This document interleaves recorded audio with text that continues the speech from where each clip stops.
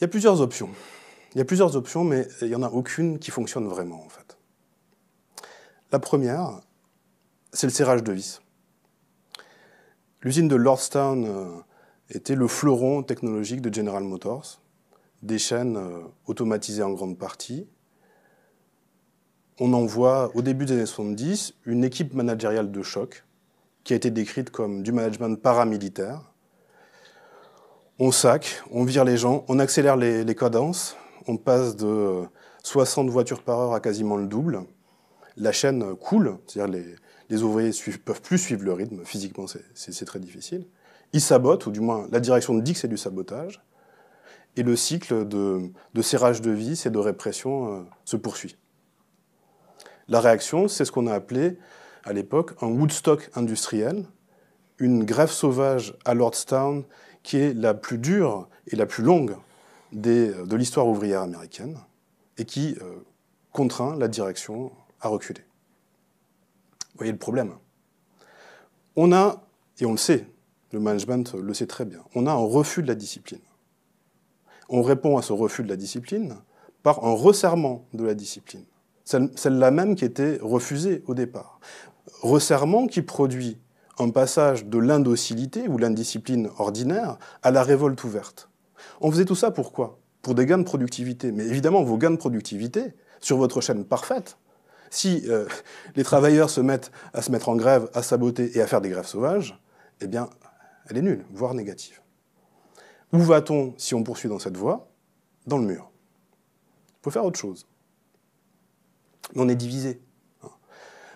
Là, ça répond un peu aussi à votre question de tout à l'heure, c'est-à-dire il y a des stratégies, mais ma thèse n'est pas du tout, ma vision des choses n'est pas du tout qu'il y aurait une sorte de comité central de la classe capitaliste qui tirerait les ficelles en haut lieu. Ce qui est intéressant, au contraire, c'est qu'on ne sait pas comment colmater les brèches, on se mobilise, on a des stratégies, mais en ordre dispersé, avec des conflits, des contradictions. C'est ça qu'il faut étudier. Ouais. Pourquoi? Parce que c'est ça aussi qui peut donner des prises. Bon. Ouais. Alors, deuxième option. Un autre discours qui est celui des réformateurs managériaux, qui s'appuie sur une analyse qui vaut ce qu'elle vaut, mais qui est celle d'un psychologue qui s'appelle Abraham Maslow, c'est très célèbre, hein, la théorie de la pyramide des besoins. Qui dit quoi? Qui dit, bon, les besoins humains sont étagés, et à partir du moment où les besoins élémentaires, les besoins physiologiques sont à peu près rassasiés, ce qui est relativement le cas dans ce qu'on appelle à l'époque, c'est Galbraith, la société de l'opulence, hein, eh bien, ça continue, il y a un enrichissement, une élévation des besoins humains. Les besoins humains, c'est pas statique. Plus vous donnez satisfaction, plus le désir augmente, et plus surtout, il monte en qualité. Passage du besoin quantitatif au besoin qualitatif. Une fois qu'on a le ventre plein, qu'est-ce qu'on veut? Eh bien, on veut s'émanciper, on veut des relations humaines riches, on veut de la créativité, on veut tout ça. Ce dont témoigne, dit un article de la Harvard Business Review à l'époque, le fait que des centaines de milliers d'Américains vont vivre des expériences de vie commune dans les communes, précisément. Mais vous voyez, le fond de l'affaire ici, si on pense ça, ça veut dire que la société de consommation capitaliste, en rassasiant les besoins élémentaires, en enrichissant les désirs et les besoins, y compris des travailleurs et des plus pauvres, court à sa perte. Pourquoi? Parce qu'il y a un différentiel de vitesse entre cet enrichissement des besoins et ce que les formes du travail industriel aliéné sont capables d'offrir en face. Et de ce télescopage, de ce clash, naît la situation de crise de gouvernabilité disciplinaire. Alors, la question qui est posée donc, par ces revues managériales, mais même par le Congrès à l'époque, en 1972, que faire contre l'aliénation du travailleur? C'est un moment extraordinaire quand même. Quand on trouve ça dans les sources, on est assez content. On reprend les formulations du jeune Marx 1844 au sommet des classes dirigeantes et du business américain en 1972. Bon, alors, mais le problème, c'est qu'il faut définir l'aliénation. C'est pas la définition de Marx, hein, elle est beaucoup plus gentillette. Mais, donc, on conduit des enquêtes, sondages. On demande aux gens si votre vie était à refaire, si vous deviez repartir à zéro, est-ce que vous rempliriez? Est-ce que vous referiez journaliste ou pas? Est-ce que vous referiez OS dans l'automobile? Résultat de cette étude des années 60, quelque chose comme 93% des professeurs d'université disent « ouais, on recommence », et 16% seulement des OS disent « on recommencerait la même vie ». La conclusion qu'on en tire, c'est en postulant que la volonté à rempiler est un indice de la non-aliénation. C'est un travail aliénant. Ok, il y a la pénibilité physique, c'est très important. Mais il y a surtout autre chose, c'est l'autonomie. La capacité à organiser son temps et ses activités. Pas avoir de chef.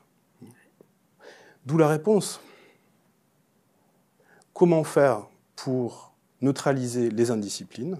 Eh bien, il faut changer l'art de gouverner le travail, passer du contrôle externe à l'autocontrôle, passer de la discipline à l'engagement, et on reprend dans les années 70 toute une série de travaux et de thèses qui étaient déjà là dans la psychologie du travail des années 50 et 60. Et faire ça, ça nous ferait passer de ce qu'on appelait les relations industrielles, c'était le mot pour ça, pour le management du travail, pensé comme une diplomatie interne à l'entreprise, fondée sur la négociation, à autre chose, qui va être les ressources humaines. Et la métaphore est très intéressante. Vous voyez, dans le premier cas, le serrage de vis, on dit on va presser le citron, hein, et on va extraire le jus. Là, on dit non. Regardez, il y a des ressources, des gisements inexplorés qui nous attendent si nous avons le bon art de l'exploration et de l'extraction. En motivant, en faisant valoir l'autonomie, on va pouvoir capter ce qui nous échappait. Non pas presser, mais étendre encore l'emprise, avec le paradoxe que cette extension de l'emprise se fera par un prétexte d'autonomisation, de participation, mais qui sera toujours, évidemment, dans l'hétéronomie, elle sera factice et instrumentale. Et il y a des expérimentations en ce sens. L'usine de Topeka, dans le Kansas, usine de croquettes pour chiens, General Food, où, sur initiative patronale, c'est une expérimentation, on fait des équipes autogérées, on lâche la bride aux salariés, et miracle, la productivité augmente enfin. Conclusion de ces réformateurs managériaux, c'est win-win. La productivité augmente, l'aliénation diminue, allons-y. Adoptons un modèle suédois, personne n'a à y perdre, tout le monde n'a qu'à y gagner. Sauf que dans l'histoire, il y a au moins un groupe social qui a à y perdre, et ce sont les managers. Bill Watson, qui est un ouvrier militant des années 60, raconte une anecdote très révélatrice de ce point de vue-là. Arrêt de la production, chômage technique, inventaire dans la boîte. Le management a défini une procédure pour réaliser l'inventaire avec des ouvriers qui, donc, eux, ne seront pas au chômage technique, mais seront payés pour rester dans l'usine. Bon, les gars, ils regardent ça, ils disent, bon, c'est n'importe quoi, on va se faire, nous, un inventaire autogéré, comme ça, on va rentrer plus vite chez nous. Tant pis, on n'aura pas le salaire supplémentaire. Ils font ça, ils auto-organisent l'inventaire. Et c'est 10 fois plus efficace que ce que la direction avait prévu. Quelle est la réaction du management? C'est on arrête tout de suite. On arrête tout de suite. Vous avez dépassé, vous avez mis en péril nos prérogatives, qui sont celles du contrôle managérial.